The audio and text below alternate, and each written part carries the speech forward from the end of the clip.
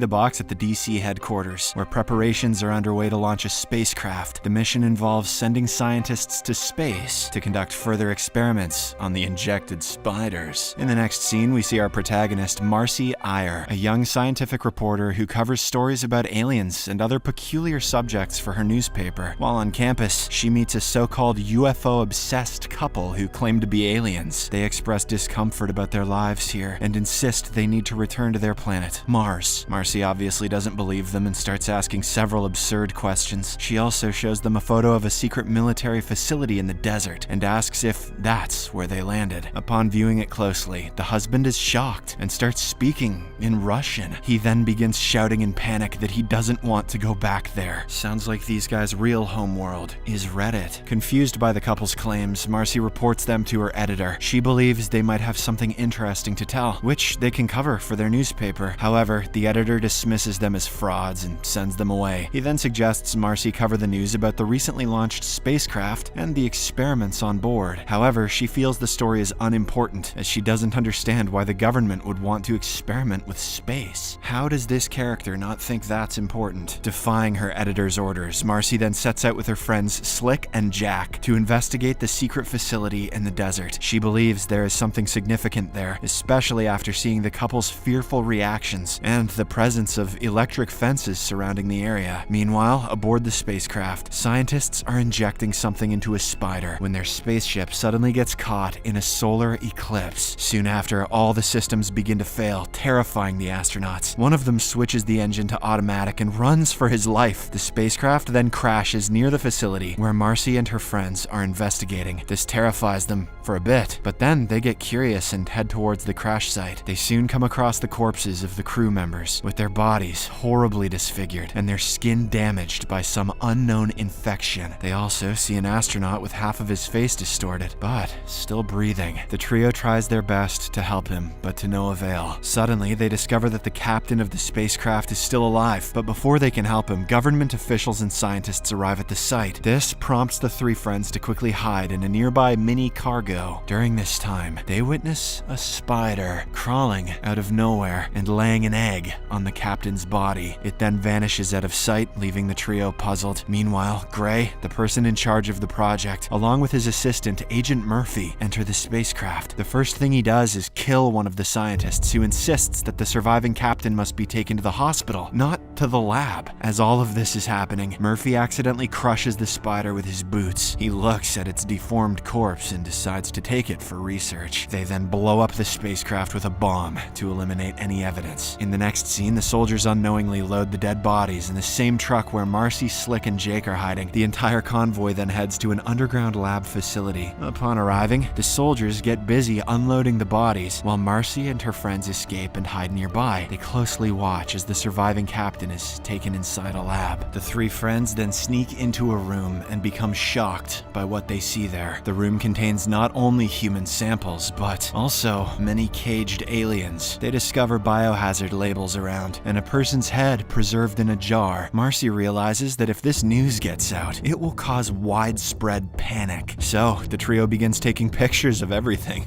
Afterward, they enter the room where the captain has been kept. We see that his face has been severely deformed, and he can barely talk. Marci and her friends approach him and try to ask him some questions, but the captain simply whispers to them that they must stop the mother-in-law and warns them to run away from the facility. Before they can understand what that means, the captain's face suddenly explodes and a giant spider emerges from his skull. This freaks the trio out, and they quickly run away from there. Seconds later, two scientists hear the commotion and enter the room. They are equally shocked to see the giant spider crawling towards them. They try to defend themselves, but the creature suddenly attacks them by vomiting its long webs. It then goes after the male scientist and brutally kills him. Meanwhile, the female scientist loses her vision due to the spider web, so she opens the lab door and tries to flee, but the creature easily catches up to her and finishes her off. At the same time, Gray arrives with his soldiers and enters the lab where the captain was kept. When he discovers the dead bodies, he quickly deduces that it's the doing of the spider. He fears that the creature will wreak more havoc, so he orders the soldiers to capture it alive. Meanwhile, Marci and her friends attempt to escape the facility, but end up in a maze-like, endless stair. MC Escher was an alien too. As they try to navigate through it, the giant spider emerges emerges from the ceiling and attacks Jake. It stings his leg, but Slick punches the spider and throws it downstairs. They then manage to escape from an unlocked door and find a place to rest. During this time, they notice a room labeled Project Mill, which is Project Mother-in-Law, not what you were thinking. Remembering the captain's dying words, the trio immediately heads inside and finds various alien species preserved in jars and subjected to scientific experiments. They also learn that the scientists have been studying the growth of their test subjects under various experimental environments. To find out more information, Jake, a computer genius, hacks into one of the devices. The other two continue investigating the room and soon come across a photo of the person Marci had met on campus earlier. This shocks her, and she finally realizes that the man was telling the truth. Still probably a Redditor, though. Meanwhile, Jake successfully hacks the system, revealing a trove of classified information. They learn that the government had been experimenting on a species of giant spiders that lays eggs inside human bodies and gives birth to new offspring. The spacecraft that had been sent into space was part of this experiment, where aliens' DNA was injected into humans to serve as hosts for these spiders. They also discover that the experiment had to be conducted in an environment similar to that of the aliens, meaning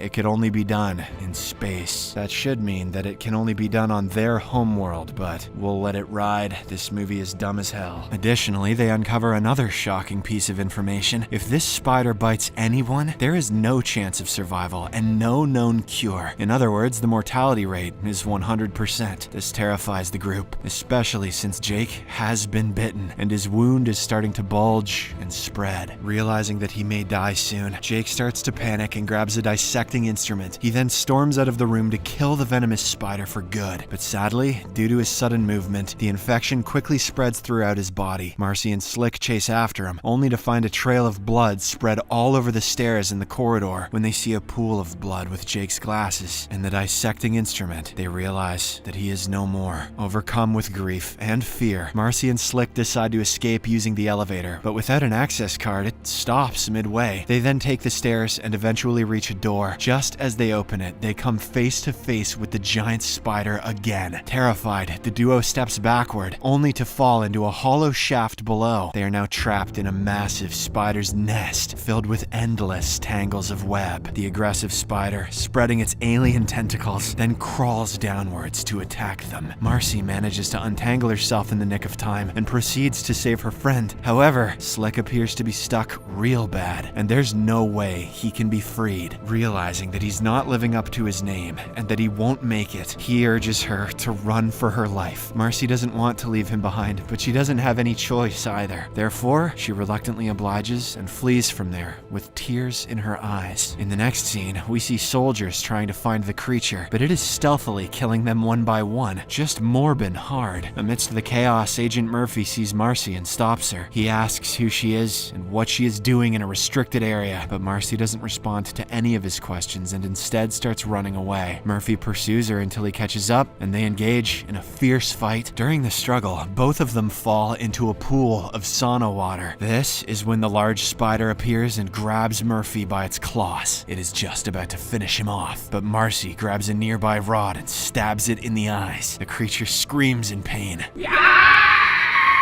And momentarily retreats, allowing the two to run away. But they face yet another setback when they learn that the doors are blocked with spider webs. Just then, they encounter Gray, who's armed with a weapon. Seeing Marci, the head of the project becomes furious and points his gun at her. It turns out Marci had written a paper about Gray's secret operation in her newspaper. This had made him so angry that he started digging up information on her. Gray now wants to silence everyone in the facility so that the spider doesn't tail them. This also means he won't hesitate to kill either Marci or Murphy. But just as he's about to open fire, the giant spider attacks him from behind and lays an egg inside him. This is what I always wanted! I mean, no! The other two take advantage of the distraction and get into an elevator. As they try to leave, the spider follows them and starts attacking the elevator from beneath. Murphy then quickly presses the button to the ground floor, causing the elevator to descend rapidly. When it eventually thuds on the ground below, the bug is brutally squashed. In the aftermath, Marci and Murphy Murphy emerge from the facility and head back to the campus to regroup and plan their next steps. However, when they arrive, they are shocked to find Gray, who had been previously attacked by the spider. There is also the dead body of the newspaper editor, who appears to have been recently murdered. All of a sudden, tentacles begin to emerge from Gray's mouth, and his body eventually explodes to show a fully adult giant spider. How do you like me now? Horrified by the sight, Marci and Murphy run outside and scream for everyone to flee from the building. Panic soon spreads among the people as the hostile spider begins attacking and brutally killing them. Amidst the chaos, Murphy spots a nearby helicopter equipped with 2 rocket launchers. This movie is just a Resident Evil game. This gives him an idea, I would hope so, and he tries to attack the spider using the launcher. Unfortunately, he misses the target, and the creature starts chasing after them. Marci and Murphy quickly board the helicopter and decide to attack it from above. They track the spider to the vicinity of the World Trade Center. What? Murphy then flies the chopper towards it, while Marci prepares to fire. But just as she aims, the spider attacks their helicopter with its endless web. This causes Marci to lose her balance and fall from the vehicle. Fortunately, she is tied with a rope that's connected to the helicopter's base, leading her to regain control. She then re-equips herself with the rocket launcher and fires at the spider just as it opens its mouth. This time, she successfully hits the target and kills the creature for good. The movie ends with Marci and Murphy celebrating their victory with some loud hoots and hollers.